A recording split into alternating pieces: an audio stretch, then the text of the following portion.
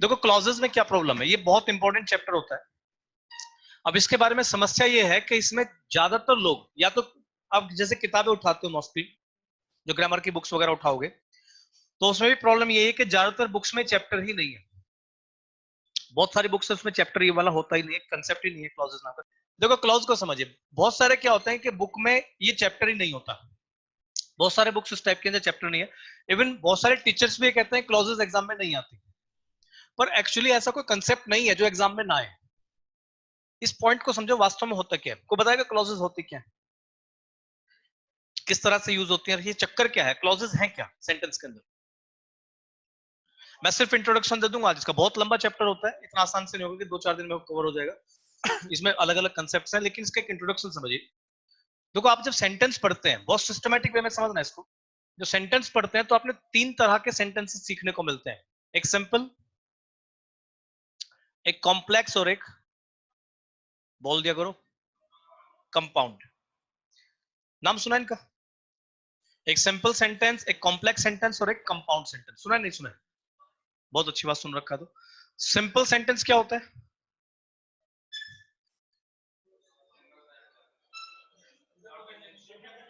हाँ, जिसमें कंजंक्शन नहीं होता। एक चीज हमेशा याद रखना, साधारण वाक्य जो भी आप इसे बोले अपने हिसाब से बोलते रहना, लेकिन एक ऐसा सेंटेंस जो अपने आप में एक इंडिपेंडेंट सेंटेंस है, उसको किसी कंजंक्शन की जरूरत नहीं है। और कंजंक्शन क्या होता है? जो दो सेंटेंसेस को जोड़ेगा। ये सेंटेंस में सब्जेक्ट होगा, वर्ब होगी, ऑब्जेक्ट होगा, चाहे कुछ भी हो, कुछ भी सेंटेंस के अंदर हो, लेकिन इस सेंटेंस में कंजंक्शन नहीं होता। समझ सकते हो क्या करूं? ये सिंपल सेंटेंस है। जैसे कैसा भी सेंटेंस आप उठा लीजिए, जैसे मान लीजिए सेंटेंस सेंटेंस है, how many students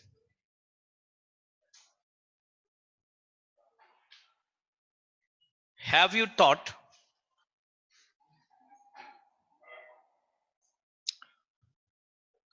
to this day. मतलब सेंटेंस है, how many students have you taught to this day. अब इस सेंटेंस को अगर हम चेक करें तो इसको चेक करने के बहुत सारे तरीके हैं। आप किस नजरिए से सेंटेंस को देखते हो वही चीज डिसाइड करेगी आप टॉपिक कौन सा अप्लाई करोगे। जैसे अगर आप इसे देखते हैं कि हैव के साथ थर्ड फॉर्म लिखा हुआ है, तो हैव के साथ थर्ड फॉर्म क्या शो करता है? परफेक्ट टेंस है। आप टेंसेस चेक करना चाहते हैं तो वर्ब और हेल्पिंग वर्ब वगैरह का कॉम्बिनेशन देखो। आप इस सेंटेंस को देखना चाहते हो इंटेरोगेटिव है, असर्टिव है, इंपेरेटिव है, तो उसके लिए क्या देखो कि सेंटेंस का स्ट्रक्चर किस तरीके से लिखा हुआ है। इस सेंटेंस में सब्जेक्ट कौन है? कौन है? हाउ मेनी स्टूडेंट्स इस सेंटेंस में सब्जेक्ट है। वाह मेरे देशभक्तों, इस सेंटेंस में सब्जेक्ट कौन है? यू। यू से पहले क्या लिखा है? Helping verb. और जिस भी सेंटेंस में सब्जेक्ट से पहले हेल्पिंग वर्ब होती है क्या होता है? इंटरोगेटिव। ये सेंटेंस इंटरोगेटिव सेंटेंस है, इसलिए आपका यहाँ पे इंटरोगेशन मार्क लगा है। लेकिन सिस्टम ये है कि आप इसे देखते किस नजर से, आप टेंस देखो तो वर्ब हेल्पिंग वर्ब देखो। लेकिन अगर मैं बात करूं सिंपल कॉम्प्लेक्स कंपाउंड में से कौन सा सेंटेंस है, ये सिंपल है, कॉम्प्लेक्स है, कंपाउंड है, तो उसकी पहचान कराता है आपको सेंटेंस का कंजंक्शन। अगर सेंटेंस में कंजंक्शन है तो वो सिंपल नहीं हो सकता। और कंजंक्शन क्या होता है? दो सेंटेंसेस को एडजॉइन करेगा। यहां टोटल को कंजंक्शन दिख रहा है आपको? ये सेंटेंस स्टार्ट हुआ हाउ मैनी, जो एक कंजंक्शन, जो एक क्वेश्चन वर्ड है। हाउ मैनी के बाद में जो स्टूडेंट्स, उसका एक नाउन है। हाउ मैनी स्टूडेंट्स, ये एक नाउन से जुड़ा हुआ एक क्वेश्चन वर्ड का पार्ट है। ये क्वेश्चन इंटरोगेट कर रहा है स्टूडेंट्स के बारे में। How many students have helping verb bye you, subject है, टॉट वर्ब का कौन सा फॉर्म है? थर्ड फॉर्म है। टू दिस डे सेंटेंस में क्या है? ये टाइम है। कौन सा टाइम है बता रखा आपको टॉपिक में? टू दिस डे कौन सा टाइम है? 3 तरह के टाइम बताए थे, कौन कौन से? पॉइंटेड, एक्सप्रेस्ड और प्रिसीडेड। ये कौन सा टाइम है? प्रिसीडेड टाइम है। ये टाइम है प्रिसीडेड। और प्रिसीडेड टाइम कौन से टेंस में आता है? परफेक्ट में। सेंटेंस आपका परफेक्ट लिखा हुआ है, तो ये सेंटेंस परफेक्ट है, परफेक्ट टेंस है, इसके अंदर एक टाइम लिखा है। लेकिन ये सिंपल कॉम्प्लेक्स कंपाउंड में कौन सा है? सिंपल है, कॉम्प्लेक्स है, कंपाउंड है, इसमें कंजंक्शन है, तो ये सेंटेंस सिंपल सेंटेंस में काउंट होगा। ये एक सिंपल सेंटेंस है। सिंपल सेंटेंस का मतलब ये नहीं कि बड़े आसान से शब्दों में कह दो, या साधारण सा वाक्य जैसे शी इज अ डॉक्टर, ये सिंपल है। सिंपल सेंटेंस का सीधा पहचान है, उसमें कंजंक्शन नहीं होगा। यहां तक समझोगे? लेकिन समस्या क्या आती है सेंटेंसेस में? अगर सेंटेंस में कंजंक्शन आ जाए तो फिर वो सेंटेंस आपका सिंपल नहीं रहता। जैसे आप कंजंक्शन अप्लाई कर देंगे सेंटेंस के अंदर, जैसे मान लीजिए एक सेंटेंस का स्ट्रक्चर इस टाइप से है, सब्जेक्ट है, वर्ब है, ऑब्जेक्ट है। फिर मैंने यहाँ पे कंजंक्शन यूज कर दिया, फिर उसमें लिखा सब्जेक्ट, फिर वर्ब, फिर ऑब्जेक्ट। यदि एक स्ट्रक्चर आता है यहां से यहां तक का, तो टोटल कितने सेंटेंस है? बुड़बकों एक सेंटेंस है। ये यहां से लेके यहां तक एक सेंटेंस है, ये सेंटेंस है अकेला। लेकिन इस सेंटेंस में आपने एक वर्ड यूज किया बीच में, जो पॉइंट है वो क्या है? कंजंक्शन। आपने इन दोनों पार्ट्स को, इसको और इसको, किससे जोड़ दिया? कंजंक्शन से जोड़ दिया। दोनों को जोड़ के आपने कितने सेंटेंस बनाए? अब ये सेंटेंस सिंपल नहीं हो सकता। अब ये सेंटेंस जो बनेगा, या तो कॉम्प्लेक्स कहा जाएगा, या फिर ये सेंटेंस कंपाउंड कहा जाएगा। मतलब जब जैसे ही आप सेंटेंस में कंजंक्शन से सेंटेंस को जोड़ दोगे, तो या तो वो कॉम्प्लेक्स होता है या वो कंपाउंड होता है। आप कंजंक्शन मत लगाइए, assertive, interrogative, negative, optative, exclamative, कैसा भी सेंटेंस यूज कर लो, जब तक उसमें कंजंक्शन नहीं है तब तक क्या है? सिंपल। और जैसे ही कंजंक्शन आ गया, वो क्या है? कॉम्प्लेक्स या कंपाउंड। तो complex and compound sentences simple से अलग होते हैं जिनमें कंजंक्शन। लेकिन अब दूसरा तरीका क्या? अब कंफ्यूजन बनता है कि हम सेंटेंस में कॉम्प्लेक्स पढ़ें या कंपाउंड, इसको कैसे चेक करोगे? क्योंकि दोनों में ही कंजंक्शन है, कॉम्प्लेक्स में भी कंजंक्शन है और सेंटेंस में कंपाउंड में भी कंजंक्शन है। समझ रहे क्या करो? ये कैसे डिसाइड करोगे कॉम्प्लेक्स या कंपाउंड है? हाँ जी। इसका तरीका समझिए। पहले आप सेंटेंस के स्ट्रक्चर पे ध्यान दें, और फिलहाल के लिए यदि तुम इसे थ्योरेटिकल पढ़ना चाहते हो अकॉर्डिंग टू बुकिश नॉलेज, जो किताबों में लिखा हुआ वैसा ही उसे पढ़ना चाहते हो, तो फंस जाओगे। क्योंकि कॉम्प्लेक्स एंड कंपाउंड सेंटेंसेस की अजीब अजीब थ्योरीज हैं। कॉम्प्लेक्स सेंटेंस के बारे में थ्योरी होती है जिसमें क्लॉजेज होती हैं, सब प्रिंसिपल क्लॉज होती है, सबऑर्डिनेट क्लॉज होती है, एक में कोऑर्डिनेट क्लॉज होती है। इसलिए पॉइंट को समझे ध्यान से। फिलहाल इसकी किताबी नॉलेज एक तरफ रखो, इन टर्मोलॉजी को समझो। ये एक सेंटेंस है, ये एक सेंटेंस था, दोनों को जोड़ के आपने कंबाइंड सेंटेंस बना दिया। जोड़ा किस चीज से? तो एक तो कंजंक्शन समझने बहुत जरूरी है, क्योंकि आपने कौन सा कंजंक्शन लगाना है ये डिसाइड करना बहुत जरूरी होता है। दूसरी चीज, ये जो दो चीजें आपने जोड़ दी, एक तो ये पार्ट और एक ये पार्ट, यहां से लेके सेंटेंस तो एक बन गया, लेकिन ये दो अलग अलग पार्ट थे, एक ये पार्ट था और दूसरा ये पार्ट था। ये क्या है? यदि मैं इतना पॉइंट देखूं, सिर्फ इतना सा पॉइंट अगर मैं चेक करूं, जो सब्जेक्ट वर्ब ऑब्जेक्ट, तो ये अगर ये सेंटेंस होता तो सिंपल होता। लेकिन जैसे ही कंजंक्शन जुड़ा तो ये सेंटेंस तो बचा नहीं, ये तो सेंटेंस नहीं है। सेंटेंस तो यहां से वहां तक है, तो ये सेंटेंस का एक खंड हुआ, एक पार्ट हुआ। और जो सेंटेंस के खंड होते हैं उन्हें इंग्लिश में बोलते हैं क्लॉज। क्लॉज का हिंदी सेंस ही टुकड़ा, खंड होता है। अगर सेंटेंस में आप देखोगे, डिक्शनरी में जाके क्लॉज का मीनिंग देखो, क्लॉज का मतलब होता है हिस्सा, खंड, पार्ट। ये क्लॉज है, फिर ये क्या बनेगी? ये भी एक क्लॉज बनेगी। इस सेंटेंस में टोटल दो क्लॉजेस हैं, और बीच में कितने कंजंक्शन है? एक कंजंक्शन है। तो यहां अगर सेंटेंस को ध्यान से देखेंगे, तो ये एक सेंटेंस है जिसमें दो क्लॉजेस एक कंजंक्शन से जोड़ी गई है, और आपने दोनों क्लॉजेस को एक कंजंक्शन से जोड़ के क्या बना दिया? एक सेंटेंस बना दिया। और यही सेंटेंस होता है कॉम्प्लेक्स या कंपाउंड। आप इसे थ्योरी कैसे भी समझ सकते हैं। यदि मैं पूछूं क्लॉजेस क्या है? क्लॉजेस कॉम्प्लेक्स या कंपाउंड सेंटेंस के वे हिस्से हैं जो कंजंक्शन से जुड़े होते हैं। आप कोई सी भी थ्योरी इसमें से निकाल सकते हैं। अगर कोई बंदा पूछे क्लॉज क्या होती है, क्लॉज कॉम्प्लेक्स या कंपाउंड सेंटेंस का वो खंड है जो कंजंक्शन से जुड़ा हुआ है। यदि मैं पूछूं कंजंक्शन क्या होता है, कंजंक्शन सेंटेंस का वो पार्ट ऑफ स्पीच है जो दो क्लॉजेस को जोड़ के कॉम्प्लेक्स या कंपाउंड सेंटेंस बनाता है। कॉम्प्लेक्स एंड कंपाउंड सेंटेंस क्या होता है? ये वो सेंटेंसेस होते हैं जिसमें दो अलग अलग क्लॉजेस कंजंक्शन से जुड़ी होती है। अरे सुनने में क्या करूं, मतलब सारी थ्योरी इसी एक पॉइंट के ऊपर बेस्ड है। लेकिन यहां समझना बहुत जरूरी है कि कॉम्प्लेक्स और कंपाउंड ये कैसे बनेंगे, दूसरी चीज क्लॉजेस कौन कौन सी होती हैं, तीसरी कंजंक्शंस कैसे कैसे होता है। इस चैप्टर में आपको टोटल तीन चीजें बहुत ध्यान समझनी है। एक तो आपको पढ़ना है इसके अंदर क्लॉजेस। क्लॉजेस क्या होती हैं? कंजंक्शंस जुड़े हुए हिस्से होते हैं किसी कॉम्प्लेक्स कंपाउंड सेंटेंस के। दूसरा चीज इसी चैप्टर में हमें पढ़ना है कंजंक्शंस। कंजंक्शंस क्या होता है? जो दो क्लॉजेस को जोड़ता है। और तीसरी चीज हमें इसी सेंटेंस में एक और पढ़नी है, कौन सी? कॉम्प्लेक्स या कंपाउंड सेंटेंस। अब बहुत लोग कह देते हैं क्लॉजेस एग्जाम में नहीं आती, कंजंक्शंस एग्जाम में आते हैं। ये रटे हुए स्टूडेंट्स होते हैं, रटे हुए टीचर्स होते हैं। सीएपीएफ का एग्जाम दीजिए, असिस्टेंट कमांडेंट का एग्जाम दीजिए, उसमें एक सेंटेंस लिखा हुआ आते हैं, दो सेंटेंस लिखे होते हैं ऊपर नीचे। और ऊपर एक इंस्ट्रक्शन लिखा होता है, change this sentences into complex sentence. समझ रहे क्या करूं? दो सेंटेंस एक साथ जोड़ के लिख देगा, उसे कह देगा कन्वर्ट दिस सेंटेंस या change this sentence into simple sentence. तो बिना इस कंजंक्शंस के क्लॉजेस के समझे। दूसरी चीज वो कहते हैं कि कंजंक्शंस आते हैं, क्लॉजेस नहीं आती एग्जाम के अंदर। अगर दुनिया में कोई टीचर ये कहता है कंजंक्शंस आते हैं क्लॉजेस नहीं आती है, तो कंजंक्शन हवा में थोड़ी लटके हुए हैं। कंजंक्शंस आते कहां पे? दो क्लॉजेस को जोड़ने के लिए तो आते हैं कि जी कंजंक्शंस आते हैं, क्लॉजेस नहीं आती एग्जाम में। यार पॉसिबल ही नहीं है। तो कंजंक्शन का मेन काम क्या है? क्लॉजेस को जोड़ना। आप कहते हो जी कंजंक्शन एग्जाम में आता है, क्लॉज नहीं आती। क्लॉज कोई नहीं आता एग्जाम में। ये लॉजिक ही समझ में नहीं आता मुझे इन टीचर्स का। ना बुक्स का लॉजिक समझ आता है। बुक्स में कंजंक्शन नाम का चैप्टर है, क्लॉज नाम का चैप्टर ही नहीं है। और बहुत हद तक क्वेश्चंस क्लॉजेस के ऊपर बेस्ड है। इसे सीधा समझिए इस पॉइंट को। ये तीनों पॉइंट्स एक दूसरे के ऊपर बेस्ड है। बिना क्लॉज कंजंक्शन के आप कॉम्प्लेक्स कंपाउंड नहीं सीख सकते। इसलिए तुम आज तक कॉम्प्लेक्स कंपाउंड समझ में ही नहीं आया। बिना कंजंक्शन के आप क्लॉज नहीं बना सकते, बिना क्लॉज के आप कंजंक्शन नहीं पढ़ सकते। ये तीनों चीजें एक दूसरे के ऊपर बेस्ड है। और समझ जाऊं मैं क्या करूं? तो अब इसमें समझे क्या? इन तीनों को ही हमें समझना पड़ेगा। और इन तीनों में सबसे इंपॉर्टेंट पार्ट कौन सा है? इनमें सबसे इंपॉर्टेंट पार्ट कौन सा होगा? चैप्टर का नाम भी तो क्लॉजेज ही है ना। तो सबसे इंपॉर्टेंट कौन सा होगा? क्लॉजेज। आप सेंटेंस की क्लॉजेज को समझो, आपको पूरा पार्ट समझ में आना स्टार्ट हो जाएगा। आप क्लॉज समझिए, सेंटेंस समझ में आएगा। लेकिन आज मैं सिर्फ इसका एक इंट्रोडक्शन दूंगा आप लोगों को, क्योंकि कल छुट्टी है, परसों फिर छुट्टी है। छुट्टी मतलब कल तो छुट्टी नहीं, मेरी छुट्टी है, तुम्हारी नहीं है। तुम्हारे से वो कैब का सेशन रहेगा जो भी है।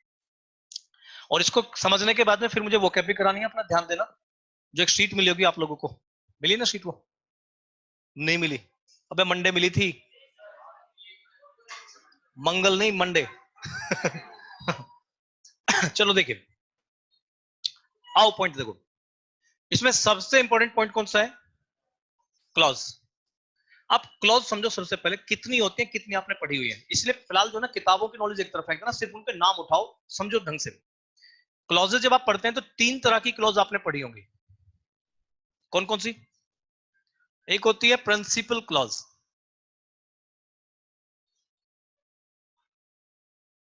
दूसरी कौन सी होती है? नाम सुनो जो जो पढ़ रखे हैं। दूसरी कौन सी है? Subordinate clause. तीसरा कौन सा होता है? Coordinate clause. आप सिर्फ इनकी टर्म को उठाइए, सिर्फ टर्म। लेकिन ये बिल्कुल वैसी नहीं है जैसे आपने किताबों पढ़ रही है। किताबों में थ्योरी लिखी हुई है प्रिंसिपल क्लॉज के बारे में। The clause that reflects the main theme of the sentence and the main effect of the sentence is called principal clause। या सेंटेंस का मुख्य क्लॉज जो होता है वह प्रिंसिपल क्लॉज, मुख्य अंश। दूसरा सबऑर्डिनेट क्लॉज के बारे में क्या है? The clause on which the principal clause is based to complete its sentence.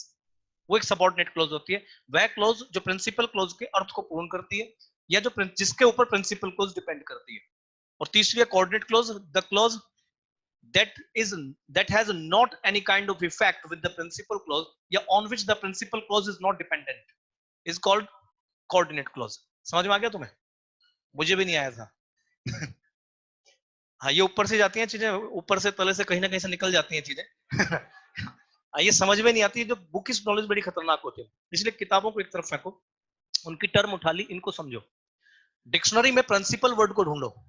Clause तो आप जानते हैं क्लॉज क्या होता है? अंश, खंड, पार्ट, हिस्सा। इस प्रिंसिपल का स्पेलिंग देखो, PRINCIPAL। प्रिंसिपल होता है मुखिया। इसकी हिंदी में अगर आप चेक करेंगे तो ये मुख्य अंश होता है। वो सिंपल सा एक पॉइंट है, मुख्य अंश। यानी कि अगर इसका नाम प्रिंसिपल क्लोज है तो मुख्य अंश ही होगा। दूसरी चीज, अगर तुम सबऑर्डिनेट का मीनिंग चेक करते हो डिक्शनरी में जाके, तो सबऑर्डिनेट डिक्शनरी मत देखो, कोऑर्डिनेटर वर्ड सुना होगा, नॉर्मल लाइफ में पढ़ता है कोऑर्डिनेट, कोऑर्डिनेशन, कोऑर्डिनेटर, सबऑर्डिनेशन, सबऑर्डिनेटर। फर्क क्या दोनों में? सबऑर्डिनेट का बेसिक सेंस होता है सहायक, और कोऑर्डिनेट का मीनिंग क्या होता है? संयोजन। यार हिंदी बड़ी, संयोजन, जक, यहाँ हिंदी देख लेना इसका जो भी होता है। संयोजक। संयोजक का मीनिंग क्या होता है? कोऑर्डिनेट को अगर आप डिक्शनरी में चेक करेंगे तो कोऑर्डिनेट का हिंदी सेंस होता है संयोजक, संयोजन। मतलब क्या होता है संयोजन का? जुड़ना। सबऑर्डिनेशन का होता है सहायक, सहायक तुम जानती होगी। तो वहीं से इन अंशों को समझो। सबऑर्डिनेट क्लॉज है, सहायक पार्ट है, कोऑर्डिनेट अंग है जो एक संयोजन है। लेकिन इसको इजी कैसे समझें, ये तो और टिपिकल लैंग्वेज है। सबसे पहले आप इसकी एक थ्योरी समझिए, इसको पहचानिए, किस टाइप से पहचान सकते हैं। सबसे पहले पहचानिए प्रिंसिपल क्लॉज कौन सी होती है, क्योंकि जब सेंटेंसेस में क्लॉजेस जुड़ेंगी तो नेचुरल सी बात है कंजंक्शन आएगा। समझ रहे हो मैं क्या करूं? मानव, जब क्लॉजेस जोड़ेंगे तो कंजंक्शन आएगा। लेकिन मुझे बताइए, अगर मुझे दो क्लॉज जोड़नी है तो मुझे कितने कंजंक्शंस की जरूरत पड़ेगी? एक, तीन क्लॉज जोड़नी तो दो, दो कंजंक्शन चाहिए। मान लीजिए मुझे यहां पर एक क्लॉज ये, एक क्लॉज ये, एक ये और एक ये, मुझे इन चारों को जोड़ना है, तो कितनी जगह कंजंक्शंस लगाऊं? यहां पे और यहां पे। अब सेंटेंस कितने बन गए?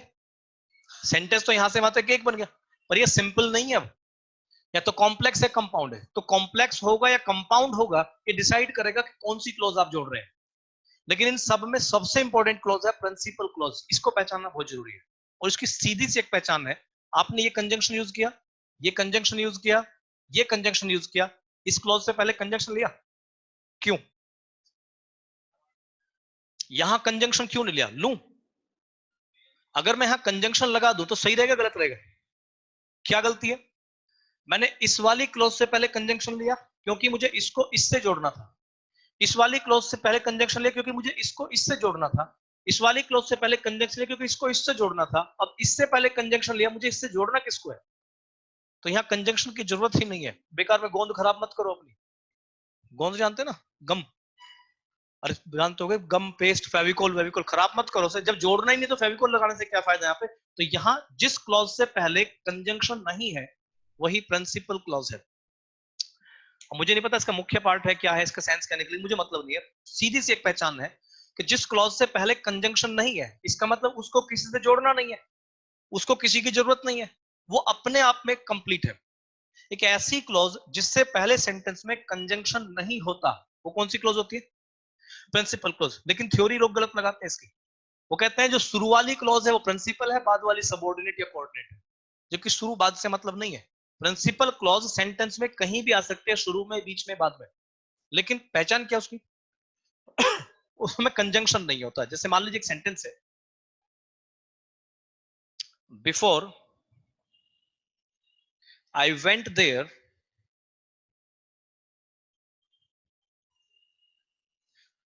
My brother had finished his work. हिला जाओ बेंच बैठे हुए। सेंटेंस देखिए, before I went there my brother had finished his work. ये सेंटेंस कितने? Before I went there my brother had finished his work, sentence कितने? देखो, इससे जो पहला चैप्टर है उसमें हम सिर्फ टेंसेस की नॉलेज गेन करते हैं कि ये टेंस कौन सा है, कौन सा है? Past indefinite. My brother had finished, ये कौन सा टेंस है? Past perfect. अब ये सेंटेंस इंडेफिनिट परफेक्ट कब बनते हैं? इंडेफिनिट कब बनता है? जब एक्शन किसी टाइम पर होता है। परफेक्ट कब बनता है? जब टाइम से पहले होता है। इन दोनों में से कौन सा काम पहले हुआ? काम फिनिश हो गया, मेरे जाने से पहले ब्रदर ने काम फिनिश कर लिया, तो जो काम पहले किया वो परफेक्ट बनेगा। तो ये तो सिर्फ टेंसेस की नॉलेज है कि कहां परफेक्ट बनना है, कहां इंडेफिनिट बनना है, कहां कंटीन्यूअस बनना है। पर अब जो हमें पढ़ना है इस पॉइंट में आके, ये यहां से यहां तक एक सेंटेंस है, इसमें एक कंजंक्शन है, दो क्लॉजेज हैं। अब ये क्लॉजेज किस तरह से जुड़ी, इनका कंजंक्शन सही है या नहीं है, वो चीज हमें समझनी पड़ेगी कि दो अलग अलग क्लॉजेज को जोड़ने के लिए आपने कंजंक्शन कौन सा लिया। तो उसके लिए पहले नॉलेज गेन करो। या कंजंक्शन कौन है? बिफोर कंजंक्शन है। बिफोर से जुड़ी हुई क्लॉज कौन सी है? I went there. फिर जो my brother had finished his work है, ये कौन सी क्लॉज है? ये सेंटेंस का प्रिंसिपल क्लॉज है। इसमें कंजंक्शन नहीं है। जिसमें कंजंक्शन है वो प्रिंसिपल क्लॉज नहीं होती। ये शुरू में भी आ सकती है प्रिंसिपल क्लॉज, बाद में भी आ सकते हैं, बीच में भी आ सकते हैं। जैसे एक सेंटेंस देखो, as I opened the door I noticed that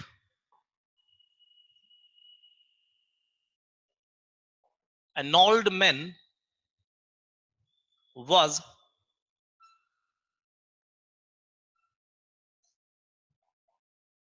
sleeping in front of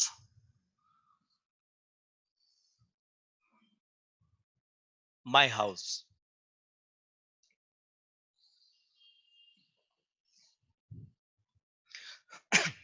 आपने कहा as I opened the door, I noticed that an old man was sleeping in front of my house.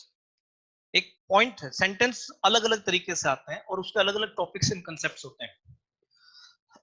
जब sentence आए तो आप उसे देखते किस नजरिए से आपको समझना पड़ता है। आपको सबसे पहले इनके टेंस चेक करने हैं, स्टेप बाय स्टेप चीजें लेके चलेंगे। सबसे पहले टेंस चेक करने हैं, हो सकता है टेंस गलत हो। जैसे आपने कहा आई ओपनड द डोर, साथ में एक वर्ड लिखा है एज और एक लिखा है ये I noticed N old man was sleeping. यहाँ टोटल 3 एक्ट्स हैं। कौन कौन से? दरवाजा खोलना, दूसरा नोटिस करना, तीसरा एक बूढ़ा आदमी घर के सामने सोना। 3 एक्ट है, तीनों का टाइमिंग सेम है। वो टेंसेस का रोल है। जब तीनों चीजें सेम टाइम पर हो, जैसे मैंने 10 बजे दरवाजा खोला तो 10 बजे दिखा बुढ़ा, और 10 बजे बुढ़ा क्या कर रहे हैं?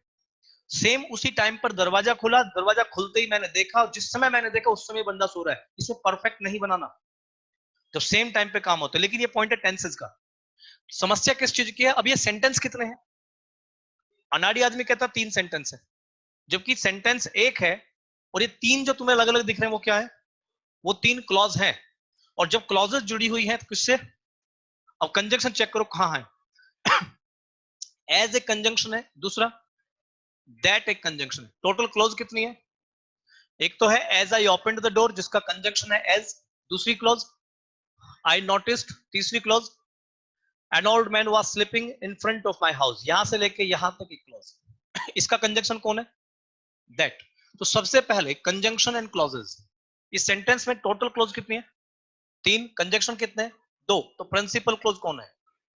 इस सेंटेंस का प्रिंसिपल क्लॉज है आई नोटिस्ड। यानी सेंटेंस सब कुछ डिपेंड करेगा, वो इस पार्ट पे करेगा। सब कुछ जो बेस्ड है वो इसी पॉइंट के ऊपर बेस है। आई नोटिस्ड नहीं होता तो सेंटेंस ही नहीं बन पाता। सुन रहे? मतलब मेन काम जो सेंटेंस के अंदर हुआ है आपने देखा है। मेन काम ना दरवाजा खोलना है, मेन काम ना बुढ़े का सोना है। यहाँ पे मेन काम क्या है? आपने देखा। समझ रहे मैं क्या करूं? तो एक तो ये पॉइंट समझ लेना कि प्रिंसिपल क्लॉज सेंटेंस में कौन सी होती है? जिसमें कंजंक्शन नहीं होता। सीधा सा एक पॉइंट होता है, जिस क्लॉज में आप कंजंक्शन यूज नहीं करेंगे वो कौन सी है? प्रिंसिपल क्लॉज है। यहां तक पहचान जाओगे? यानी कि आप चाहो तो नोट भी कर लेना, जिसमें कंजंक्शन नहीं है, बस सब्जेक्ट है, वर्ब है, ऑब्जेक्ट है, बस यही है, कंजंक्शन नहीं है। अगर कंजंक्शन नहीं है तो क्लॉज कौन सी है? प्रिंसिपल। लेकिन इसके बाद जो क्लॉजेज आती हैं वो है सबऑर्डिनेट और एक कोऑर्डिनेट, और इन दोनों ही क्लॉजेज में कंजंक्शन होता है। यहां भी सब्जेक्ट वर्ब से पहले आपको कंजंक्शन मिलेगा, और यहां पे भी आपको सब्जेक्ट वर्ब से पहले कंजंक्शन मिलेगा। इन दोनों में ही कंजंक्शन मिलता है। समझ रहे हैं? अब यदि आप ये डिसाइड कर जाएं, पहला पॉइंट तो प्रिंसिपल क्लॉज पहचान जाना। दूसरा पॉइंट, अगर आप ये डिसाइड कर जाएं कि प्रिंसिपल क्लॉज कौन सी है, तो उसके बाद भी समझना पड़ेगा कि सबऑर्डिनेट है या कोऑर्डिनेट है। समझ रहे हैं? अब सबऑर्डिनेट की पहचान क्या, कोऑर्डिनेट की पहचान क्या? या तो कंजंक्शन रटो या चीजों को ध्यान से समझो। एक सिस्टम है, अभी इसको एक तरफ फेंक देना हटा के। प्रिंसिपल समझ में आ गया आपको क्या कहते हैं? सबऑर्डिनेट एंड कोऑर्डिनेट के फर्क को समझिए। क्लॉज की बात भी नहीं कर रहे, नॉर्मल लाइफ में सबऑर्डिनेट कोऑर्डिनेट का मीनिंग समझो। अगर नॉर्मल लाइफ में सबऑर्डिनेट कोऑर्डिनेट समझ गए तो क्लॉज समझ में आ जाएगा। सुन रहे मैं क्या करूं? अब सिस्टम क्या है? जैसे आपने कोई ह्यूमन बॉडी देखी है? अरे देखी होगी ह्यूमन बॉडी तो। ये कोई मैं ऐसी चीज नहीं पूछा जो तुमने तुम्हारे पास नहीं है। ह्यूमन बॉडी, कोई भी बॉडी किस चीज से बनी है? हर बॉडी के कुछ पार्ट्स होते हैं। चाहे वो मिनिस्ट्री हो, मंत्रालय हो, चाहे वो कोई देश हो, चाहे वो कोई ऑर्गेनाइजेशन हो, चाहे वो कोई आपका शरीर हो, चाहे वो कोई सेंटेंस हो, हर चीज के कुछ ना कुछ पार्ट्स होते हैं। तो फिलहाल मैं ह्यूमन बॉडी से बात कर लेता हूँ। ह्यूमन बॉडी पार्ट्स होते हैं, आईज है, नोज है, स्किन है, हैंड है, लेग है, मतलब बॉडी पार्ट्स होते हैं। लीवर, टंग, बहुत सारी चीजें होती हैं। तो मतलब जो पॉइंट्स है, बॉडी पार्ट, ह्यूमन बॉडी किससे बनी है? पार्ट से, और उन्हें बोलते हैं पार्ट्स ऑफ बॉडी। सुन रहे? हर चीज के अपने पार्ट्स होते हैं। पार्ट्स ऑफ बॉडी हजारों तरीके के हो सकते हैं, बोन्स हैं, हेयर है, आईज है, नोज है, स्किन है, दुनिया भर के पार्ट्स ऑफ बॉडी होते हैं, तब जाके ह्यूमन बॉडी बनती है। ऐसे ही एक सेंटेंस होता है, इस सेंटेंस के भी अपने कुछ पार्ट्स होते हैं। सेंटेंस भी हिस्सों से बना है, और उसके जो सेंटेंस के पार्ट्स होते हैं उन्हें बोलते हैं इंग्लिश में पार्ट्स ऑफ स्पीच। अब सेंटेंस में आंख नाक कान तो होते नहीं है, सेंटेंस में होता है पार्ट्स ऑफ स्पीच। तुम्हारे अंदर आंख नाक कान होते हैं, ये पार्ट्स ऑफ बॉडी है। सेंटेंस के अंदर होते हैं noun, pronoun, verb, adjective, adverb, parts of speech. Parts of speech क्या बनाते हैं? एक सेंटेंस। और पार्ट्स ऑफ बॉडी क्या बनाते हैं? एक बॉडी। सुन रहे मैं क्या करूं? अब जितने भी आपकी बॉडी में अंग है वो तुम्हें जरूरी है या नहीं है? जरूरी है। तो जितनी भी चीजें जरूरी होती हैं वो चीजें होती हैं सबऑर्डिनेशन। जैसे तुम्हारा हाथ है, तुम्हारी आंखें हैं, ये तुम्हारी बॉडी के लिए सुटेबल चीज है, ये स्मार्ट समझो। जो तुम्हारी आईज है, इस आईज की जरूरत है बॉडी को। मान लीजिए आंखें खराब होगी तो मरोगे नहीं तुम, लेकिन आंखों की तुम्हारी बॉडी को कंप्लीट करने की जरूरत है। आंखें तुम्हारे शरीर के लिए, तुम्हारे लाइफ का जिंदा रहने के लिए एक सबऑर्डिनेट रोल प्ले करते हैं, सहायक। ये तुम्हें कंप्लीट करते हैं। सुन रहे मैं क्या करूं? ये कंप्लीट होता है, जो चीज तुम्हें कंप्लीट करे वो तुम्हारा सबऑर्डिनेशन है। लेकिन कभी कभी क्या होता है, चीजें समझो इसको ध्यान से। मान लीजिए तुम्हारी आंखें हैं, अब मेरी आर्ट पे मत जाना, अब ये मत कहना सर डायन की आंखें है। तो ये तुम्हारी आंखें हैं, और ये एक नॉर्मल व्यक्ति की आंख मान लीजिए यहां तक देखती है, कॉमन नॉर्मल आंख है। लेकिन क्या होता है कई बार कि इसकी आंखों ने यहां तक देखना शुरू कर दिया और ये चीज इसको दिखनी बंद हो गई, तो प्रॉब्लम आई। दिखना यहां तक चाहिए, प्रॉब्लम आ गई। तो हम क्या करते हैं, इसकी आंखों पे एक चश्मा लगा देते हैं, और जैसे ही चश्मा लगेगा इसे फिर यहां तक दिखना शुरू हो जाएगा, और चश्मा हटेगा फिर यहां तक दिखेगा। तो आप जानते हैं चश्मा इसकी आंखों के लिए जरूरी है या नहीं है? हाँ जी। मतलब यदि मैं इसकी आंखों पे तो चश्मा हटा दूं, या फिर एक पॉइंट समझिए, एक व्यक्ति की आंख है और इसकी आंखें यहां तक देखती हैं, क्लियर देखती है, कोई दिक्कत नहीं। अब मान लीजिए मैंने इस पे एक धूप का चश्मा लगा दिया, तो इसे कम या बढ़ती दिखना शुरू होगा। इसकी आंखें जितना देखती हैं, अगर उस आंखों पे आप धूप का चश्मा लगाते हैं तो उससे ना तो कम दिखेगा ना ज्यादा दिखेगा। अब यदि मैं चश्मा हटा दूं तब भी इतना दिखना है, मैं चश्मा लगा दूं तब भी इतना दिखना है। ये चश्मा इसकी आंखों के लिए जरूरी है? ये जरूरी नहीं है, पर ये चश्मा जरूरी है। यानी कि ये जो चीज है जो इसकी आंखों के लिए बहुत हेल्प करेगा, ये सबऑर्डिनेट है। ये चश्मा सबऑर्डिनेट है, ये चश्मा कोऑर्डिनेट है। पॉइंट समझे? कोऑर्डिनेट वो चीज है जिसकी जरूरत नहीं है फिर भी वो है, और सबऑर्डिनेट वो चीज है जिसकी जरूरत है, उसके होने ना होने से फर्क पड़ेगा।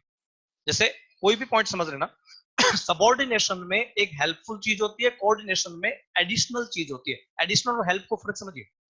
जैसे मान लीजिए कोई रैली होती है, मान लीजिए कोई भी रैली है, कोई नेता आ रहा है आपके गांव में, और वहां भीड़ लगती है, तो एक मंडप तैयार करते हैं और उस मंत्री की भीड़ को वहां बैठाते हैं। उसमें बसपा का आदमी भी हो सकता है, सपा का भी हो सकता है, कांग्रेस का भी हो सकता है, कोई फर्क नहीं पड़ता, कोई आ भी सकता है, कोई जा भी सकता है, लेकिन मंत्री के भाषण पे फर्क पड़ता है।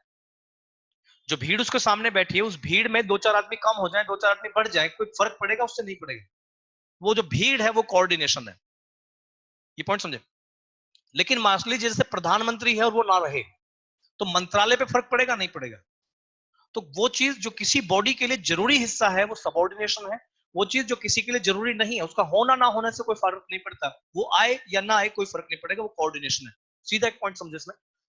जैसे मान लीजिए एग्जाम होना है आपका, आपका कोई भी एग्जाम है, मान लीजिए सीपीओ का एग्जाम है या एसएससी का एग्जाम है, जो भी तुम्हारा एग्जाम है, और उस एग्जाम में मान लीजिए 12 फरवरी का एग्जाम था, और आपका उसमें एनरोलमेंट था, आपको एग्जाम देना था, आप उसमें एग्जाम देने के लिए नहीं गए, तो ये एग्जाम आपके लिए जरूरी था या नहीं था?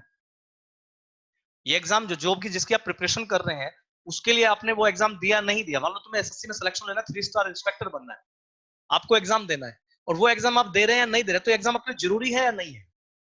ये एग्जाम आपके लिए लाइफ में सबऑर्डिनेट रोल प्ले करेगा। आपकी लाइफ को सेटल करने के लिए एग्जाम जरूरी है। ये आपको कहीं पे पहुंचाने के लिए एक सबऑर्डिनेट रोल प्ले करेगा। सबऑर्डिनेट मीन सहायक। समझ रहे क्या करूं? लेकिन आप एग्जाम देने के लिए गए और साथ में अपने पापा को ले गए। अब पापा को छोड़ जाओ, मम्मी को ले जाओ, मम्मी को छोड़ जाओ, उसको ले जाओ, और जो भी है लाइफ में कई बार वो भी जाता है, जाती है, जो भी कंडीशन होती है। तो यदि आप एग्जाम किसका है? आपका, तो आप एग्जाम के लिए और एग्जाम आपके लिए सबऑर्डिनेशन है, लेकिन जो आपके साथ एग्जाम दिलाने जा रहा है वो जाए या ना जाए, एग्जाम पे और आप पे कोई फर्क पड़ रहा है? ये कोऑर्डिनेशन है। कोऑर्डिनेशन वो चीज होती है जिसकी जरूरत नहीं है, वो बस होती है। सबऑर्डिनेशन वो चीजें होती हैं जिसकी जरूरत है। लेकिन ये सिस्टम क्या है?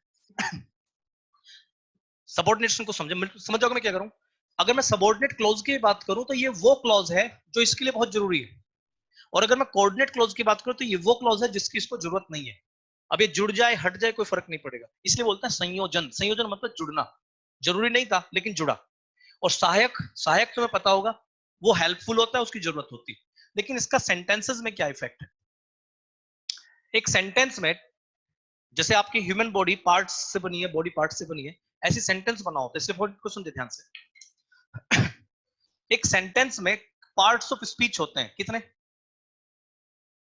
बोल दो कितने होते हैं? 8 या 8? 8 या 8?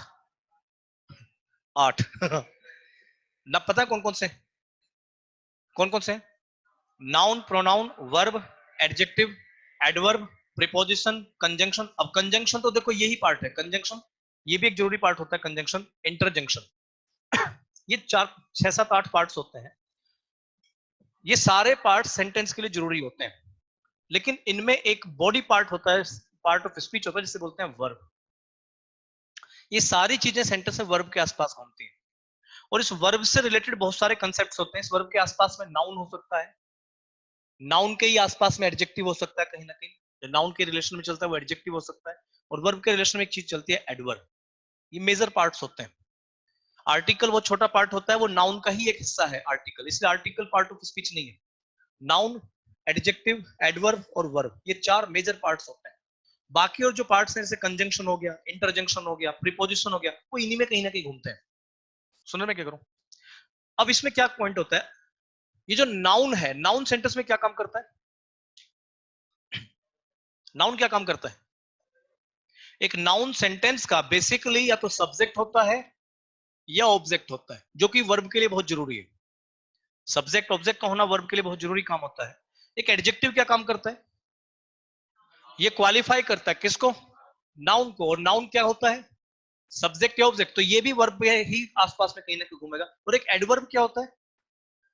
वर्ब को, एडजेक्टिव को, इनको क्वालिफाई करता है, तो टाइम, प्लेस, मैनर बताता है। लेकिन एक समस्या है। समस्या ये है कि मान लीजिए आपका सेंटेंस, और उस सेंटेंस में क्या क्या चीज हो सकती है वर्ब के आसपास में?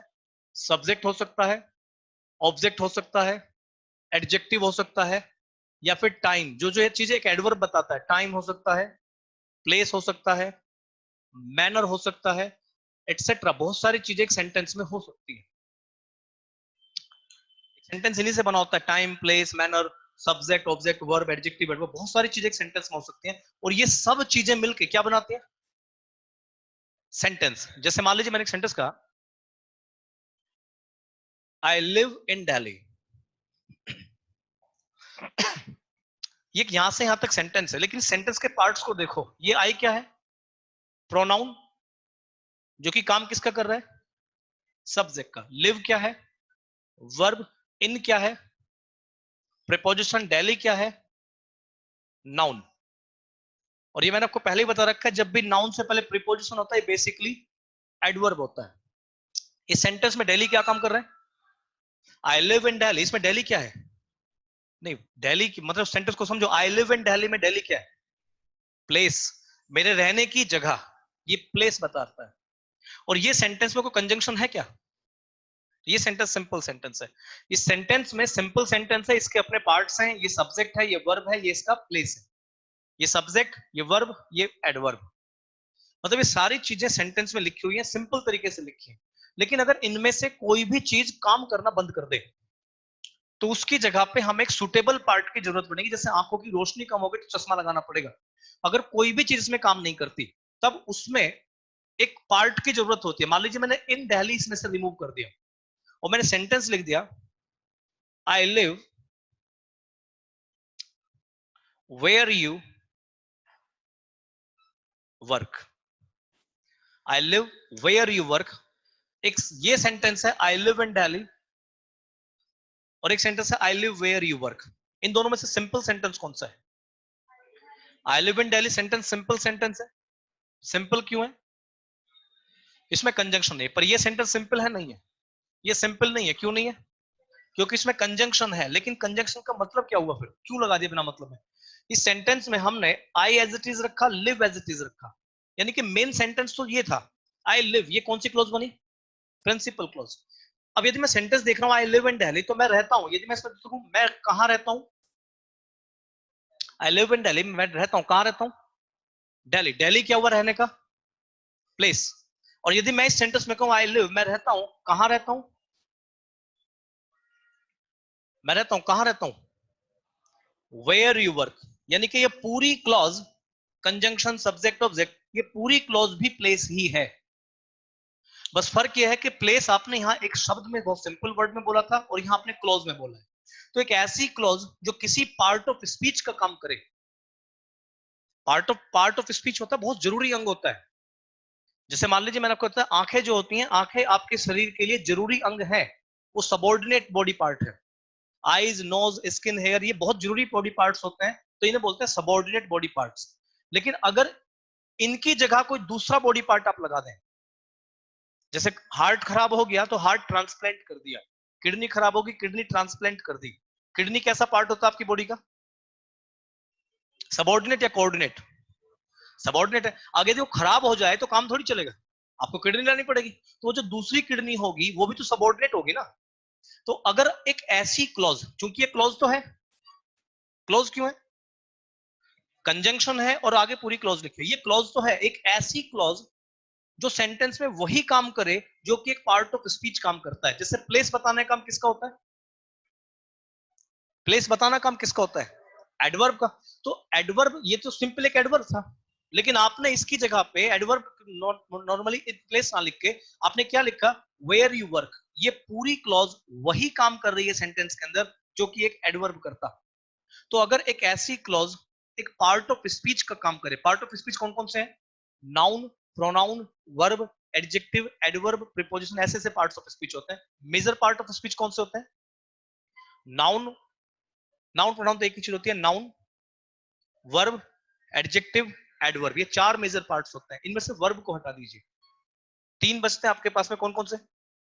Noun, adjective, adverb. तो अब एक पॉइंट ध्यान रखना, अगर कंजंक्शन लगी हुई कोई क्लॉज सेंटेंस में या तो नाउन की तरह इस्तेमाल की जाए, या एडजेक्टिव की तरह इस्तेमाल की जाए, या एडवर्ब की तरह इस्तेमाल की जाए, वो 100% कौन सी क्लॉज होगी? सबॉर्डिनेट क्लॉज होगी। क्योंकि नाउन, एडजेक्टिव, एडवर्ब ये किसी सेंटेंस के सबॉर्डिनेट पार्ट्स ऑफ स्पीच हैं, और इनकी जगह पे जो क्लॉज आएगी वो सबॉर्डिनेट पार्ट ऑफ स्पीच आएगी। जैसे आपने बोला इन प्लेस, ये दिल्ली, इन दिल्ली जो लिखा आपने, आई लिव इन दिल्ली, इन दिल्ली क्या है? प्लेस। वो रहता है, कहां रहता है? दिल्ली में। और इस सेंटेंस में कहां रहता है? Where you work. तो कहां का आंसर कौन देता है? कहां का आंसर देता कौन है? प्लेस। कहां ध्यान है तुम्हारा? ये टॉपिक समझ रहे ना, वरना टॉपिक इसमें से 100% 3 से 4 क्वेश्चन आते हैं। दुनिया का कोई एग्जाम है इंग्लिश में अभी तक ऐसा नहीं जिसमें क्लॉजेस से, कंजंक्शन से क्वेश्चंस ना आते हो। तो यदि हम देखते हैं कि अगर इस वर्ब से रिलेटेड हमने पूछा कहां, कहां का आंसर कौन देता है? प्लेस। लेकिन इस प्लेस का आंसर कौन दे रही है? पूरी क्लॉज। तो ये क्लॉज प्लेस का काम करे। जैसे और सेंटेंस देखिए, आपने कहा she will return home tomorrow. ये एक सिंपल सेंटेंस है, she will return home tomorrow. इस सेंटेंस के पार्ट्स चेक करो। शी क्या है? सब्जेक्ट, नाउन या प्रोनाउन में से है। विल रिटर्न क्या है? वर्ब। होम क्या है? आप बता सकते हैं होम क्या है? She will return home. Home क्या है सेंटेंस के अंदर? होम उसके लौट के आने का प्लेस है, और प्लेस कौन बताता है? नाउन नहीं बताता, एडवर्ब बताता है। आपने कहा टुमारो, टुमारो क्या है सेंटेंस में? टाइम। टाइम कौन बताता है? एडवर्ब बताता है। सब्जेक्ट ऑब्जेक्ट बताता है नाउन या प्रोनाउन, प्लेस, टाइम, मैनर, ये सब चीजें बताता है एडवर्ब। ये एक सारी चीजें सेंटेंस के अंदर जरूरी है। She will return home tomorrow, पर यदि सेंटेंस को थोड़ा चेंज करें, आप ये सेंटेंस लिख दो, she will return home when I call her up. ऊपर का जो सेंटेंस था ये सिंपल सेंटेंस था, लेकिन ये जो सेंटेंस है अब ये सिंपल सेंटेंस नहीं है। सिंपल क्यों नहीं है? क्योंकि इसमें कंजंक्शन। लेकिन ये कंजंक्शन काम क्या कर रहा है? कहीं ये कंजंक्शन ऐसा काम तो नहीं कर रहा जो एक सबऑर्डिनेट काम कर रहा हो? सबऑर्डिनेट काम क्या होता है? किसी जरूरी अंग की तरह काम करना। इस सेंटेंस में आपने कहा शी विल रिटर्न, वो लौट आएगी कहां? कहां लौट आएगी? होम। कब लौट आएगी? कल। तो कब टाइम है, होम जगह है। यदि मैं सेंटेंस में कहूं वो लौट आएगी, कहां लौट आएगी? होम। कब लौट आएगी? अब इस कब का आंसर कौन दे रहा है? ये पूरी क्लॉज इस कब का आंसर दे रही है, when I return, when I call her up. अब इस सेंटेंस में कब का आंसर कौन दे रहा है? टुमारो। देखो कब का आंसर देता कौन है? टाइम। टाइम एडवर्ब होता है। कब का आंसर देता है टाइम। जब आपने कहा शी विल रिटर्न, वो लौट आएगी, कब लौट आएगी? टुमारो। इस सेंटेंस में शी विल रिटर्न, वो लौट आएगी, कब लौट आएगी? When I call her up. अब ये एक चीज समझो, सेंटेंस में जो कब का आंसर देगा वो एक जरूरी पार्ट होता है, वो टाइम होता है। सेंटेंस की वर्ब का टाइम होता है, और वर्ब का टाइम जरूरी पार्ट होता है। लेकिन उस टाइम को अगर तुम एक शब्द में कहते हो तो वो सिंपल वे है, लेकिन उस टाइम को एक क्लॉज में कहते हो तो वो सिंपल वे नहीं है। वो क्या है? इस सेंटेंस में कंजंक्शन है, कंजंक्शन के बाद एक क्लॉज लगी हुई है। क्लॉज काम किसका कर रही है?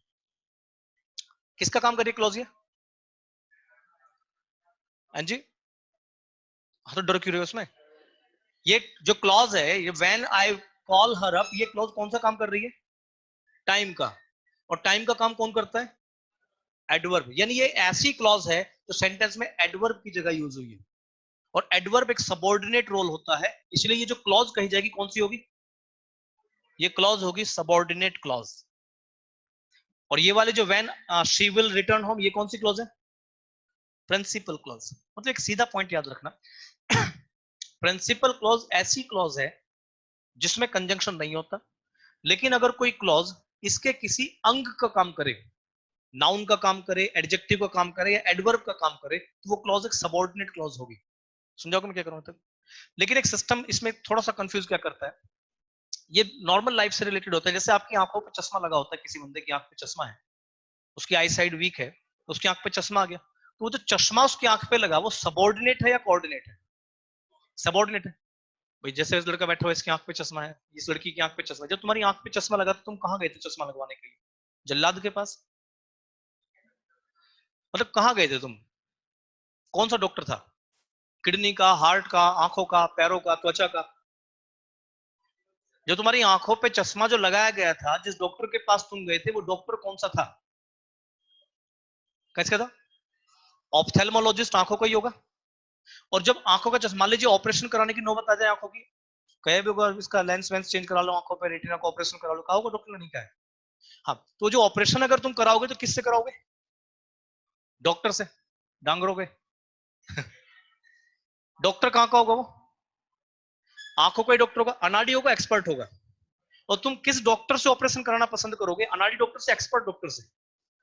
क्यों? क्योंकि उसकी तो फीस भी महंगी होगी,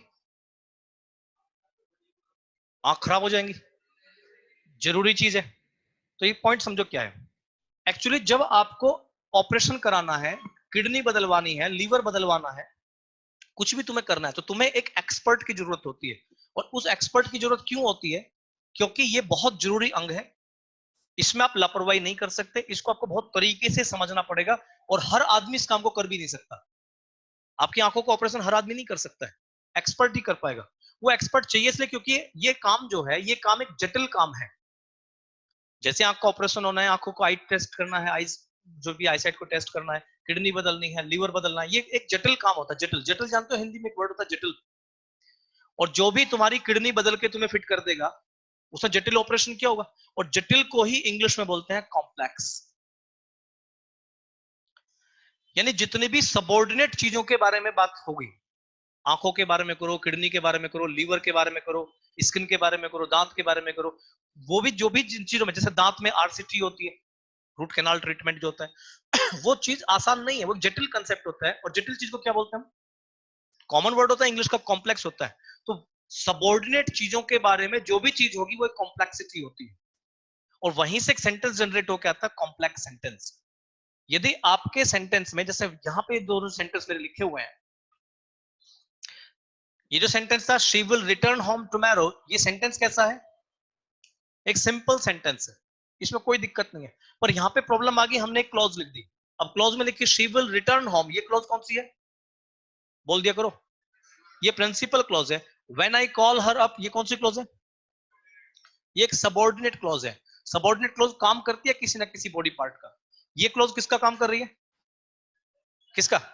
एडवर्ब का। तो ये जो सेंटेंस यहां से यहां तक बना, अब ये सिंपल तो है नहीं, फिर ये सेंटेंस कौन सा है? जब भी प्रिंसिपल क्लॉज के साथ एक सबऑर्डिनेट क्लॉज जुड़ेगी, वो जो सेंटेंस बन के आएगा वो सेंटेंस होगा कॉम्प्लेक्स सेंटेंस, क्योंकि ये जटिल काम होता है। आपको ये देखना पड़ेगा क्लॉज वास्तव में किसका काम कर रही है, इसके लिए कौन सा कंजंक्शन चाहिए, किस तरह से टेंसेस जोड़ना है, वो सारी चीजें हमें समझनी पड़ती है। तो कॉम्प्लेक्स सेंटेंस जो बनेगा वो होता है principal clause plus subordinate clause, और ये नॉर्मल लाइफ के वर्ड्स होते हैं। सबऑर्डिनेट मीन सहायक, हर वो क्लॉज जो सहायता करेगी प्रिंसिपल क्लॉज की, तो उसको देखना पड़ेगा कौन सा कंजंक्शन लगाना है, किस तरीके से लगाना है। क्योंकि आप ये when I call her up, ये टाइम है, अरे टाइम ही तो है ना, और टाइम का ही कंजंक्शन यहाँ पे आना चाहिए। और टाइम के बहुत सारे कंजंक्शंस होते हैं, व्हेन होता है, व्हाइल होता है, एज होता है, सिंस होता है, बहुत सारे कंजंक्शंस टाइम के होते हैं। तो कौन सा कंजंक्शन सही है, कौन सा टेंस सही है, ये सोचना पड़ेगा। इसलिए ये जो सेंटेंस बन के आएगा कौन सा है? Complex sentence. जहां पे कठिनाई है, जटिलता है, उसमें कॉम्प्लेक्सिटी होती है, वो सेंटेंस होता है कॉम्प्लेक्स सेंटेंस। तो अगर कॉम्प्लेक्स सेंटेंस की थ्योरी पूछे तो क्या होती है? एक ऐसा सेंटेंस जिसमें प्रिंसिपल क्लॉज के साथ सबऑर्डिनेट क्लॉज जुड़ी हो। सबऑर्डिनेट क्लॉज कौन सी होती है? ये सेंटेंस में किसी मेन पार्ट का काम करती है, और तीन ही मेन पार्ट है प्रिंसिपल क्लॉज में सेंटेंस के साथ में। कौन कौन से? नाउन, एडजेक्टिव और एडवर्ब। अब इस पॉइंट को समझिए। हर बॉडी पार्ट, चाहे वो ह्यूमन बॉडी से आप इसे समझ लीजिएगा, आपकी बॉडी में बहुत सारे बॉडी पार्ट्स होते हैं, हर बॉडी पार्ट का एक डॉक्टर होता है। किडनी का अलग है, लीवर का अलग है, स्किन का अलग है, टीथ का अलग है, आईज का अलग है। सबके बॉडी पार्ट के डॉक्टर्स अलग अलग होते हैं, ये मालूम है आप लोगों को। और सबके डिपार्टमेंट भी अलग अलग होते हैं। आईज का डॉक्टर अलग, किडनी का अलग, सबके अलग अलग होते हैं। उसी टाइप से in body parts, in parts of speech में जो भी क्लॉज इनकी जगह पे आएगी वो कौन सी होगी? सबऑर्डिनेट। लेकिन उनके डिपार्टमेंट सबके अलग अलग है।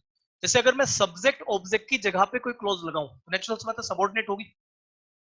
अगर सेंटेंस में कोई क्लॉज सब्जेक्ट का काम करे या कोई क्लॉज ऑब्जेक्ट का काम करे तो क्लॉज कौन सी होगी? सबऑर्डिनेट। लेकिन उस सबऑर्डिनेट में इसका डिपार्टमेंट अलग है। सब्जेक्ट ऑब्जेक्ट कौन होते हैं सेंटेंस के? नाउन। तो ये जो क्लॉज बनेगी ये कौन सी बनेगी? ये नाउन क्लॉज ही बनेगी। यानी सबऑर्डिनेट क्लॉज का जो पहला पार्ट होता है वो होता है सेंटेंस में नाउन क्लॉज।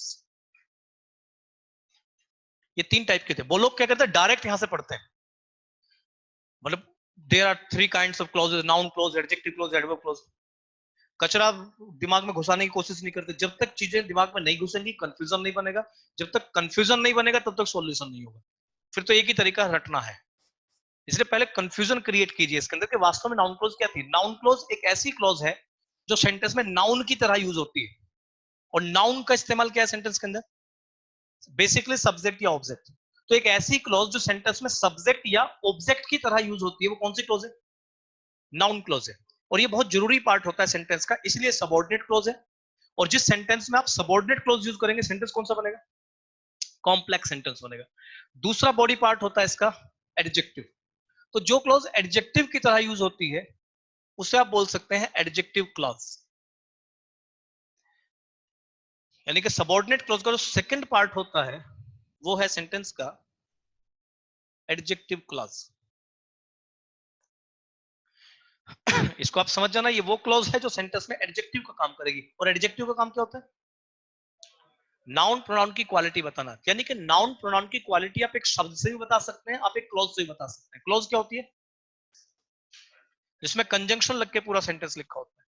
और बाकी जो जितने भी बचते हैं, टाइम, प्लेस, मैनर, एडवर्ब, जितने भी होते हैं, टाइम, प्लेस, मैनर, रीजन वगैरह वगैरह, जितनी भी चीजें हैं, ये सब क्या होती हैं? एडवर्ब। तो इनकी जगह पे जो भी क्लॉज आएगी उसका टेक्निकली नाम क्या होना चाहिए? Adverb clause. तो सबऑर्डिनेट क्लॉज टोटल तीन टाइप की होती है: एक नाउन क्लॉज, एक एडजेक्टिव क्लॉज और एक एडवर्ब क्लॉज। अगर आपसे कोई सेंटेंस कहता है कि दो सेंटेंस लिखे हैं और इसको कॉम्प्लेक्स सेंटेंस बना दो, तो आपको कॉम्प्लेक्स बनाने के लिए या तो उसमें नाउन क्लॉज लगानी पड़ेगी, या एडजेक्टिव क्लॉज, या एडवर्ब क्लॉज। नाउन क्लोज क्या काम करेगी? सब्जेक्ट ऑब्जेक्ट को बनाना पड़ेगा। एडजेक्टिव क्लोज क्या काम करेगी? ये किसी नाउन की क्वालिटी बताएगी। और एडवर्ब क्लोज क्या करेगी? टाइम, प्लेस, मैनर, रीजन वगैरह ये चीजें बताएगी। समझ रहे? तो इस थ्योरी को एक कंप्लीट कंसेप्ट पे ले जाना। प्रिंसिपल क्लोज क्या थी? बिना कंजंक्शन के आएगी। जैसे ही कंजंक्शन जुड़ेगा तो वो क्लोज या तो कोऑर्डिनेट होगी या सबऑर्डिनेट होगी। सबऑर्डिनेट सीधा सा पॉइंट होता है। सबऑर्डिनेट वो चीज है जो बहुत जरूरी है। जो चीज जरूरी है आपके लिए वो सबऑर्डिनेट है, और जरूरी चीज तुम्हारी बॉडी के लिए अलग है, सेंटेंस के लिए अलग है।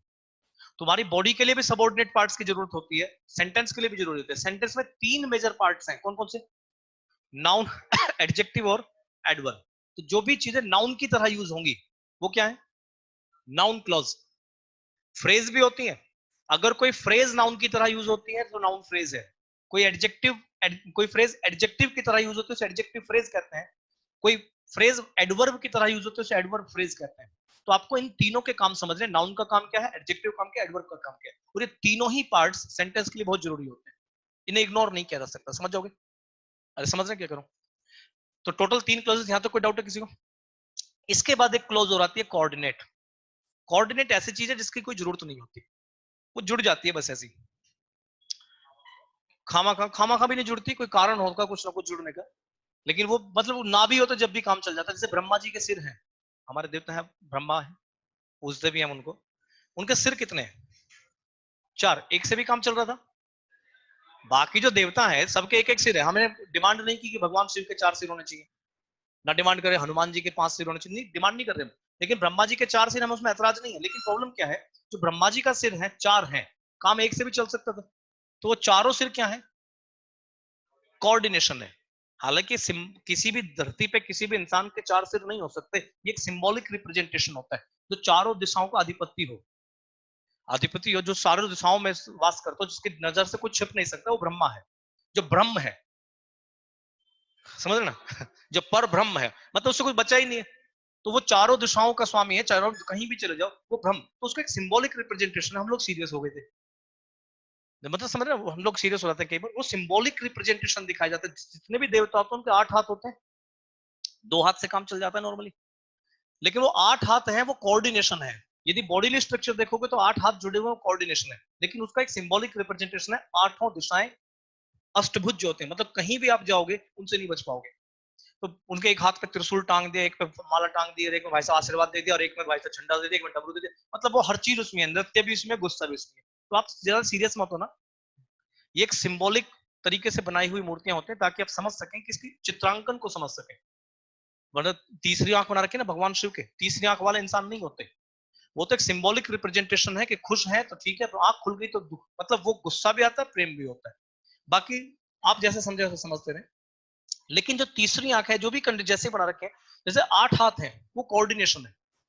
लेकिन गणेश जी थे, उनका सर था, भगवान शिव ने काट दिया। हस्बैंड वाइफ में कुछ पंगा हो गया था उसमें। अब उन्होंने सर काट दिया तो माँ पार्वती क्या बोली कि इसका इसे जिंदा करो भी। तो वहां पर उसके सर की जगह पे दूसरा सिर लगाया गया। किसका? हाथी का। तो हाथी का सिर जो लगाया गया था वो बहुत जरूरी पार्ट था, सिर लगना बहुत जरूरी था। और इतना जल्दबाजी में थे कि भाई साहब पार्वती ने मना कर दिया था कि बात नहीं करने की। पति तो पति होता है। भले ही वो भगवान हो, भले ही वो कुछ भी हो, भाई साहब पत्नी के आगे नहीं चलने किसी की भी। तो उसने क्या करा, तुरंत एक हाथी का सिर लगाया गया। तो एक सिर की जगह पे दूसरा सिर जो फिट किया गया वो बहुत जरूरी था। वो था सबॉर्डिनेट। समझ रहे? लेकिन उसको इतना आसान नहीं होगा कोई भी जोड़ देगा, कुछ ना कुछ तो टेक्निकल अपनाई होगी ना।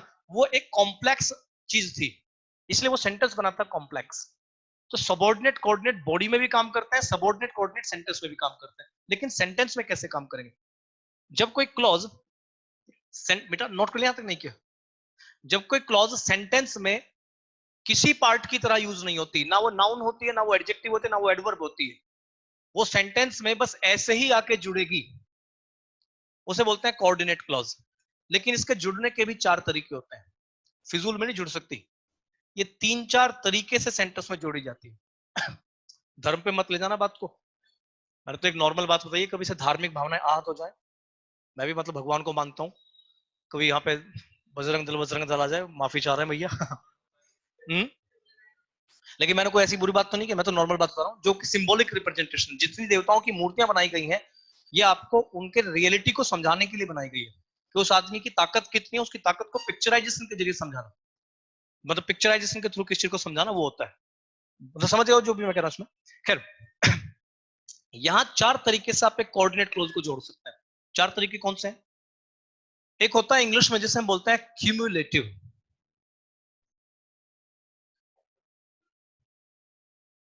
क्यूमुलेटिव, ये जुड़ेगी बस क्लोज ऐसी आके। इसका हिंदी जो सेंस होता है वो होता है योगात्मक। मतलब एक ऐसी क्लॉज या एक ऐसी चीज जो सेंटेंस में ऐसी जुड़ गई। आपके साथ भी होती है बहुत सारी चीजें। जैसे आप बस में जाते हैं बैठे हुए, अब बस में इतने सारे लोग आपके साथ हैं, बस में चढ़े जा रहे हैं, लोग चढ़े जा रहे हैं। वो लोग जो होते हैं वो लोग जरूरी नहीं है आपके लिए, लेकिन फिर भी वो आपके साथ हैं। वो होता है क्यूमुलेट।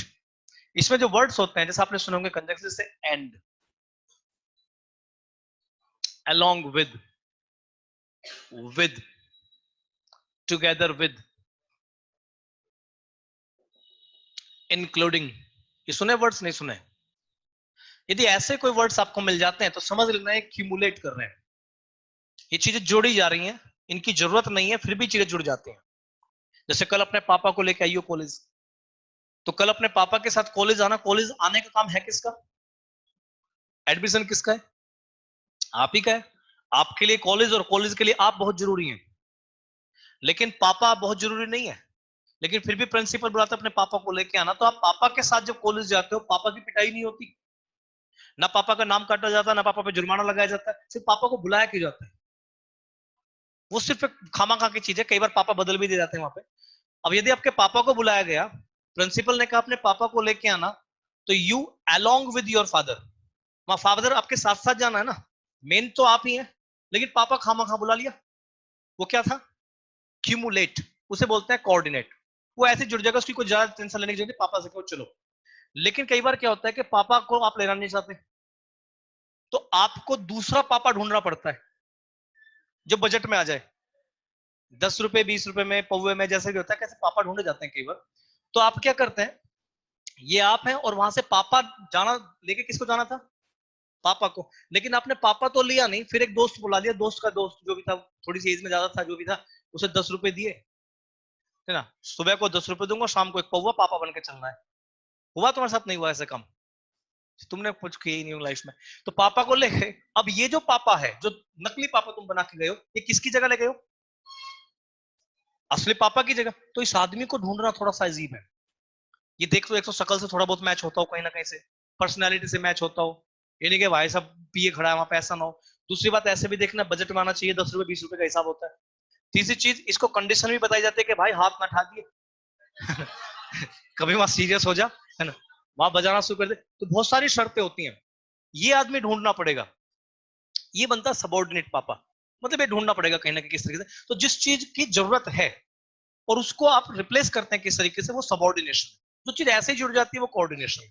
क्यूमुलेट होता है किसी चीज को जोड़ देना। And along with together with, and not, including, excluding वगैरह वगैरह ऐसी चीज होती है। दूसरा क्या होता है, एक क्लॉज बनती है इसमें जिसे बोलते हैं अल्टरनेटिव। कोऑर्डिनेट क्लॉज में एक डिफरेंट क्लॉज आते हैं, अल्टरनेटिव। अल्टरनेटिव का मीनिंग क्या होता है? हिंदी में सेंस बोलते हैं इसे वैकल्पिक। ये भी जबरदस्ती जुड़ती हैं, जरूरत नहीं है पर फिर भी इनका नाम लिया जाता है। जैसे आपने वर्ड सुने होंगे आइदर और, नाइदर नॉर, और इस तरह के जो वर्ड्स होते हैं जैसे या तो तुम या तुम्हारा भाई चोर है, अब कंफर्म नहीं है चोर कौन है, पर फिर भी दोनों के नाम ले दिए। बंदे का नाम लिया, चोर कंफर्म नहीं है, तो ये अल्टरनेट है। ना नाउन है, ना वर्ब है, ना एडजेक्टिव है, बस ये दोनों के नाम ले दिए गए सेंटेंस के अंदर बैठ के, वो अल्टरनेशन होता है। और कौन सा होता है भाई? एक होता है इलेक्टिव। इलेक्टिव का हिंदी सेंस होता है निष्कर्ष। ये भी बस जोड़ ही दिया जाता है, बेवजह के सेंटेंस होते हैं, जैसे सो, देयरफॉर, हेंस, इस टाइप से जो वर्ड्स आते हैं। जब आप सेंटेंस में ऐसे कंजक्शंस यूज करेंगे तो वो इलेक्टिव है। और लास्ट होता है एडवर्जेटिव। ये किसी भी प्रिंसिपल क्लॉज के साथ जोड़ी हुई एडिशनल क्लॉजेज होती हैं। ये सेंटेंस में कोई मेन रोल प्ले नहीं करते, आप इन्हें नहीं भी बोलोगे तब भी काम चल जाएगा। एडवर्जेटिव का सेंस होता है विरोधाभास, और इसके वर्ड्स होते हैं इंग्लिश में जैसे बट, स्टिल, और एक होता है नेवरदीलेस।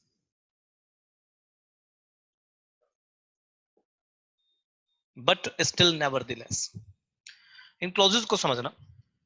सबऑर्डिनेट 3 टाइप की है, कौन कौन सी? Noun, adjective, adverb. ये तीनों बॉडी पार्ट्स हैं, पार्ट्स ऑफ स्पीच हैं जो बहुत जरूरी हैं सेंटेंस के लिए, और जो भी क्लॉज इनका काम करेगी वो सबऑर्डिनेट क्लॉज होगी। और सबऑर्डिनेट क्लॉज का मतलब होता है जरूरी हिस्सा, और वो सेंटेंस में प्रिंसिपल क्लॉज के साथ जो जुड़ के आएगा सेंटेंस, वो कौन सा बनेगा? सेंटेंस कौन सा बनेगा? वो कॉम्प्लेक्स सेंटेंस, क्योंकि वो जटिल चीज है और उसको समझना, चेक करना थोड़ा आसान नहीं है। लेकिन एक होती है coordinate clause. Coordinate clause 4 type की है। क्यूमुलेट, ये चीजें जोड़ दी जाती हैं जबरदस्ती। अल्टरनेट, ये क्या होता है? विकल्प होता है। थर्ड है इलेट। इलेट का मतलब होता है निष्कर्ष निकालना। और एक होता है एडवर्जेटिव, ये पॉइंट पढ़ेंगे जब धीरे धीरे टॉपिक आएंगे वाले। एडवर्जेटिव का मतलब विरोधाभास। ये चीजें सेंटेंस में बस जोड़ दी, ना भी बोलोगे तब भी काम चलेगा। तो वो चीजें जब इकट्ठी हो जाती हैं, भीड़ बना के इकट्ठी हो जाती हैं, जिनकी कोई खास जरूरत नहीं है फिर भी भीड़ है, उस भीड़ को बैठाने के लिए जगह की जरूरत होती है। नरेंद्र मोदी की रैली होनी है, 5 लाख आदमी आने, 5 लाख में से अगर 100, 200, 500 कम भी आ गए, 200, 400, 500 फालतू आ गए, तो फर्क तो नहीं पड़ता। लेकिन उन 5 लाख लोगों को बैठाने के लिए, रोकने के लिए जगह चाहिए।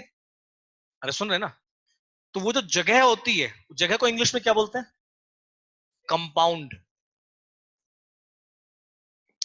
जो बढ़ता चला जाता है, जैसे कंपाउंड इंटरेस्ट, कंपाउंडिंग वर्ड सुना होगा आपने। तो जब चीजें बढ़ती जा रही हैं बेवजह, किसी को हटा के नहीं आ रही है, बस बढ़ती जा रही है, बढ़ती जा रही है, बढ़ती जा रही है, वो होता है कंपाउंड। वहीं से बनता है compound sentence. Complex sentence, compound sentence. Complex sentence है, जरूरत है, चीज को हटाओ, उसकी जगह पे क्लॉज लगाओ।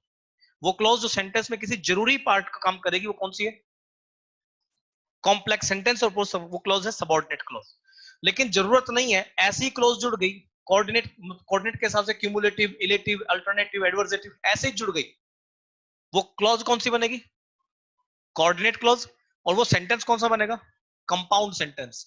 तो प्रिंसिपल क्लॉज के साथ सबऑर्डिनेट क्लॉज होगी तो सेंटेंस है कॉम्प्लेक्स। प्रिंसिपल क्लॉज के साथ कोऑर्डिनेट क्लॉज होगी, सेंटेंस कौन सा है? कंपाउंड। सबऑर्डिनेट क्लॉज कौन सी होती है? जो नाउन, हाँ, एडजेक्टिव, एडवर्ब की तरह यूज होती है। और कोऑर्डिनेट क्लॉज कौन सी होती है? कोऑर्डिनेट क्लॉज जो सेंटेंस में बेवजह जोड़ी जाती है, उसका कोई लॉजिक नहीं बैठता, वो 4 तरीके से जुड़ती है। कौन कौन सी? क्यूमुलेटिव, अल्टरनेटिव, इलेटिव और एडवर्जेटिव। ये इसका कंप्लीट थ्योरी है। लेकिन जो पढ़ना है कंपटीशन में आके, हमें सारी क्लोजेस स्टेप बाय स्टेप पढ़नी पड़ेगी। नाउन क्या है, नाउन क्लोज कैसे, नाउन क्लोज किसका काम करती है? सब्जेक्ट ऑब्जेक्ट का। एडजेक्टिव क्लोज किसका काम करती है? एडजेक्टिव का, नाउन को, प्रोनाउन को क्वालिफाई करने का। और एडवर्ब क्लोज वर्ब को मॉडिफाई करने का, या एडजेक्टिव वगैरह को क्वालिफाई करने का। ये पॉइंट समझ जाओगे, वही एडजेक्टिव क्लोज है, वही नाउन क्लोज है। समझ आएंगे चीजों को? तो इसमें जो अगली क्लास से स्टार्ट होगा, वो सबऑर्डिनेट क्लोज स्टार्ट करेंगे। उसके अंदर नाउन कैसे, नाउन क्लोज कैसे होती है, एडजेक्टिव क्लोज कैसे होती है, एडवर्ब क्लोज कैसे होती है, उसके लिए वेट करो नेक्स्ट क्लास का। चलिए अब शीट निकालिए अपनी वोकैब की जो भी है।